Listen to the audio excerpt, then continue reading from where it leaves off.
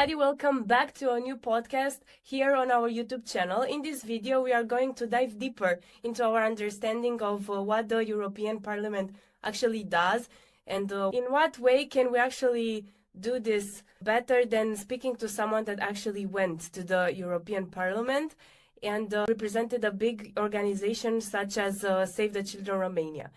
By this being said, I would like to welcome Ioana Baltă. Thank you for having me. It's such an honor being here. I love to talk about my experience in the European Parliament because it's just something breathtaking when you think about it. So actually this October I went to the European Parliament and I represented Save the Children Romania. I came from a group, Save the Children European Child Advisory Board. We spoke, we had 3 representatives, out of which I was also one of them. And we spoke at events organized by Save the Children, which had mostly members of the European Parliament and experts. These events had members of the European Parliament and experts in the domain who specialize in children's rights. And it was just an amazing experience and I'm happy to talk more about it. Thank you. How did it all start? So technically, it all started about a year and a half ago when I joined Save the Children Romania or Save the Children Bucharest. But actually, about 6 months ago, I think it was May 2024, when I just joined the Save the Children European Child Advisory Board, representing Save the Children Romania along with another member of also Save the Children Bucharest. Coincidentally, we attended the first meeting of this group ever. It was the first time it had ever happened before in Albania with representatives from other countries. We were invited to also speak at these events in Brussels at the European Parliament. Out of 3 spots from 3 of the 10 of us, 10 members of this group to speak. One was 5 minutes on child poverty. Another one was child minutes on child migration. And the one that I got was 15 minutes on child rights online. Okay, thank you. But speaking in front of so many important people can be a really difficult or important task. Maybe a lot of pressure was put on you. So how did you manage to do that? Were you anxious in the beginning? I mean, obviously, it's the kind of thing that you just don't really do carefree. I was actually notified that I'll speak in the European Parliament a week before, which, I mean, to give a speech, it's, in general, it's kind of an okay time, but considering it was a very important speech, I was a bit anxious. Yes, actually, when the coordinator, the volunteer coordinator from Save the Children Romania called me a month before the meeting to just, ask me if I can attend, I was just shocked, like the European Parliament, the one in Brussels. Then just a week before, from Save the Children Europe, in a meeting that we have with the group online because we meet each month online and 2 times a year, she asked me to stay after the meeting and she told me, hey, would you want to talk in the European Parliament about children's rights online? And I was like, obviously yes, but wait, me, Yeah. It was very shocking. Mm-hmm. I know I did a lot of research on what measures were taken, tried to implement, because I tried to suggest measures with my speech. I know others just tried to bring awareness to it, which, made sense from the different topics, but for my topic, I felt it would be the best to just recommend measures. I remember during the speech, I just felt amazing, but then after, I felt like I was just going to fall. Like, I could not believe I had just done that. I was just like, wait, those are like real, like important people. Yes. Because the event wasn't that big, numerically speaking, the people who, heard me speak. It was only like 50 people. And I did MUNs in the past, so I'm used to speaking and other debates. So I'm used to speaking in front of an audience. But the problem is that before I was speaking in front of like 50 or 100 high schoolers. Mm-hmm. And, it didn't really matter if I convinced them or not at the end of the day. Yes. It's always just like some, it mattered in that contest or in that MUN. But other than that, it was just not that important. But here, those 50 people were actually influential. They were decision makers. And what I was saying could potentially, change millions of people's lives. And I mean, I felt that I did the best out of, considering what I was given, which was like a huge opportunity. So yeah, it's, I mean, pretty nerve-wracking, but at the same time, it felt great, that high you get when you really need to do something at the last minute, because I wasn't really that announced ahead of time. It's not Save Europe's fault. It's like, I don't want to blame them that, they announced me way too late. It was just coincidentally. But yeah, it's pretty nerve-wracking. Yeah, because in comparison to MUNs, where you are mostly in a simulation of something important, in this context, you are really contributing to the change of the world, basically. So did you feel like you were really contributing to the way the world will look like in the future for children, especially? That's actually a thing that I thought when I was in a European Parliament meeting that I attended with this group. Coordinated by Save the Children. I was just like, okay, those things I've been pretending to do when I was in 9th grade in MUNs, that's what I'm doing right now, but it's like for real. Yeah. It's not simulated, it's actually happening. And I don't think I fully understood it, because it's a hard thing to grasp. So in my mind, I was still somehow just MUNs and just, I mean, it's something that's kind of serious, but it's nowhere near as serious as actually, talking in the European Parliament. Regarding on how effect it had, I mean, from what I've noticed, the members of the parliament were pretty receptive to what I was saying. They took notes, they asked questions, they quoted me. I was like, yeah, I was blown away. I was like, oh my God, a member of the European Parliament quoted me. I made members of the European Parliament take notes. I'm still riding that confidence high, just, so if anybody has any confidence issues, I greatly recommend speaking in the European Parliament. No, but jokes aside, from what I've noticed in that meeting, which I didn't speak in I want to make this clear, I didn't speak in the European Parliament as in where all the members get gathered. It was a more select meeting that still had member of the European Parliament. I'm not speaking about all of them. I'm only speaking about around 40 of them. But those ones were very receptive and just in general seemed to, and I've noticed this also about the other people that spoke from the Save the Children European Child Advisory Board. They actually listened, and I mean, I hope they'll actually implement my measures, but only time can tell. Okay. What are some facts or interesting things that you learned by actually going to the European Parliament, in the sense that many people maybe are never going to get the chance to actually go there, including me. I'm not sure if I will ever be able to go to the European Parliament, and I can read about it on the internet and stuff, but there are some things that I will never be able to know if I don't go there and see with my eyes.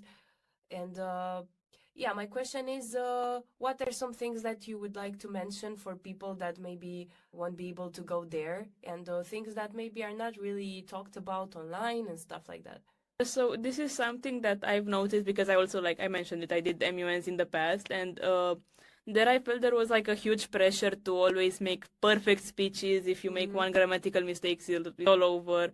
If you stumble a bit on your words or too much, your speech is absolutely useless. You must be this perfect human being. Okay, I'm exaggerating, but you get what I mean. And I just saw, members of the European Parliament or high-ranking officials in Save the Children who were making speeches. And I mean, I'm not going to say that they had absolutely terrible English. That's obviously not true. But just, made a mistake here and there, and maybe didn't use the correct pronunciation of a word once, or just said once or twice, and their speeches still were okay. I mean, members of the European Parliament aren't perfect people. I spoke for 15 minutes, Yeah. but I could have honestly spoken for an hour.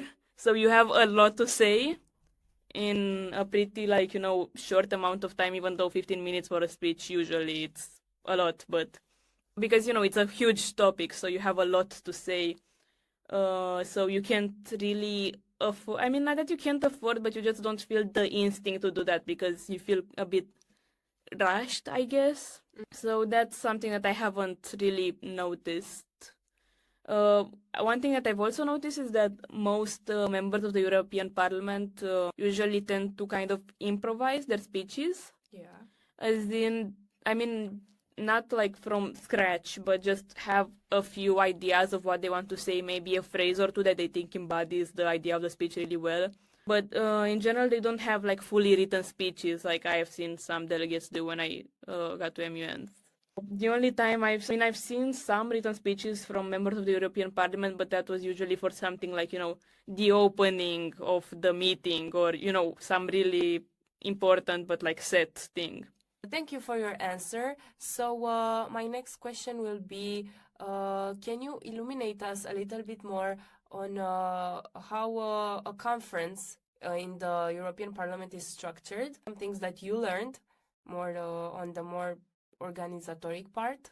So in describing this, I will compare it a lot to how the United Nations do it because I went to MUNs and, I just am more used to that structure. So it was something I noticed very easily comparing to MUNs. So first of all, it's really like the structure of it, it's kind of hidden, I guess. Like there is a list of speakers and they have a set time to speak, but you don't really have any idea what it is.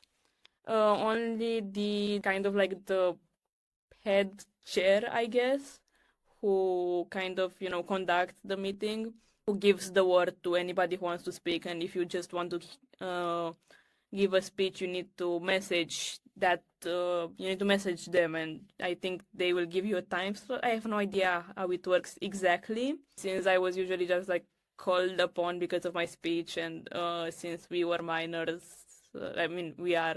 The rules to us were like a bit different from the other members in order to protect us. An example would be that we weren't allowed to be asked questions by the other members of the European Parliament.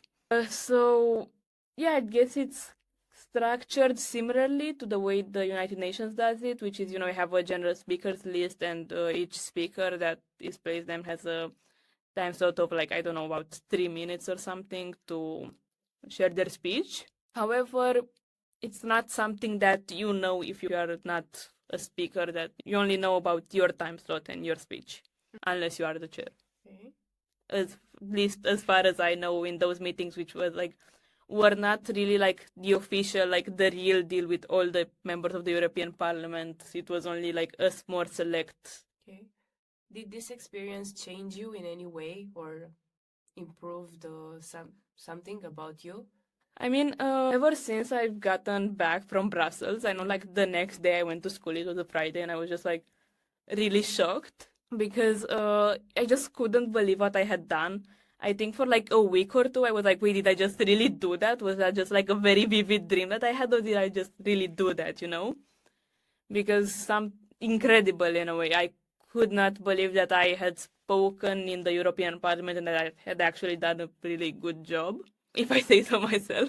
But yeah, I mean, it's a real confidence boost. As I've said, if any of the viewers have any problems with self-esteem, I greatly recommend speaking in the European Parliament. It really motivated me to, it shows me that, hey, I can speak in the European Parliament. I can do pretty much anything now.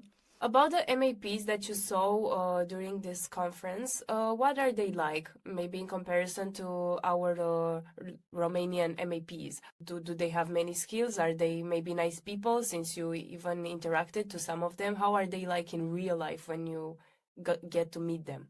Members of the European Parliament were generally well educated, very well spoken. That's extremely well spoken, and most of them know multiple languages.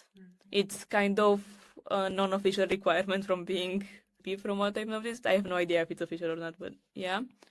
And they're really, I guess, open, at least the ones from that meeting. Again, they had a 16-year-old talk and they took notes. So that definitely says something. And just in general, they're really open, I guess, but they also know, I mean, they definitely know what they're talking about, obviously, but they also have kind of a way with what they're truly, the kind of people who just feel that they're truly passionate about what they're saying. Okay.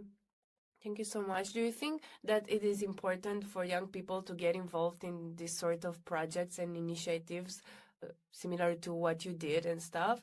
And also, do you think that people that participate in this sort of projects become more aware of the political side of, I don't know, of the world? I mean, do they learn how to inform themselves better since the elections are coming here in Romania? Do you think, as I said, people that are involved into this sort of projects are more aware of what is happening in the election field, if I can say? So, as far as I've noticed, I'm part of more groups like this, like the Save the Children European Advisory Body. Obviously not at a European level, but generally, yeah, people who go to these kind of groups are pretty interested from a political point of view. And these types of actions and experiences kind of only just show you a side of politics that you wouldn't have seen before, and it just motivates you so much to learn, to get more informed about the candidates who are voting, or, you know, the political parties in your country. As far as resources go, I wouldn't say that the European Parliament, seeing the European Parliament didn't make me instantly know much more about the Romanian politics. Because, you know, obviously that's not what we did. We didn't just discuss about Romanian politics. We discussed it on an international level, but it did just kind of motivate me to get informed more, because at the end of the day, it's your choice to get informed about your political candidate, the political candidates in your country. And it's a pretty important responsibility to just be an informed voter. So as far as the importance of your vote goes, it's, I mean, very important. I've heard a lot of people say that, oh, my vote doesn't matter if one person just doesn't go voting. What's the worst that can happen? I don't like any of the political candidates. I don't want to vote. But at the end of the day, it's your vote that makes a difference. If you just look at the elections that just happened in Moldova, it wasn't a landslide or anything like that. The leading candidate had something around 51% of the votes. That's a pretty small margin. So yeah, your vote matters. Just look at our neighbors, Moldova. You can say your vote. You can say that votes don't matter when you're right next to. Anyway, and I mean, people who experiences like mine give you the opportunity to make a change, but we can't all go to speak in the European Parliament. Yeah, so yeah, I don't think there would be enough space for all of us, even though it's quite big from what I've noticed. So all jokes aside. While I'm 16 and I don't have the right to vote yet, if I could, I definitely would. I'm definitely a bit envious on people who have a right to vote, because I would like to as well. But take advantage of your rights. At the end of your day, you have the right to vote. Just do it. It's that simple. Try to be a voter, but more importantly, an informed voter. Research on the candidates from your area, and just don't think, if you don't like any of the candidates, just at least vote for the one that you like the best. Even if you don't vote enthusiastically, just vote. Thank you so much. Such a valid opinion. I think this is the last question I have for you. What are the values that the European Parliament promotes, in your opinion, mostly, or from what you saw? I've definitely seen the idea of equality in a way. The point where, for example, people from the members from Germany or other more developed countries would, at least from what I've noticed, from us like Romanians, we kind of like look up to them, and we're like, oh, a German said they're from a developed nation, not like us. We're stupid, we're poor, we're whatever. So we just tend to look up to Western civilization and just think that their opinion matters more. However, in the European Parliament, each country matters. It's all of us. We are all part of the European Union. And, we all have the same say when it comes to the European Parliament. Yeah, as I said, this was my last question. So thank you so much, Ioana Baltă, for being here, and thank you for your really valuable answers. We learned a lot. As you know, we already did a podcast on this YouTube channel about the European Parliament, but we wanted to maybe listen to somebody's opinion regarding this topic, somebody that actually went there and that is really awesome that happened here on our channel. So thank you so much, everybody, for watching this video and for being here with us. Thank you, Ioana Baltă, again for being here today. And yeah, see you next time. Bye!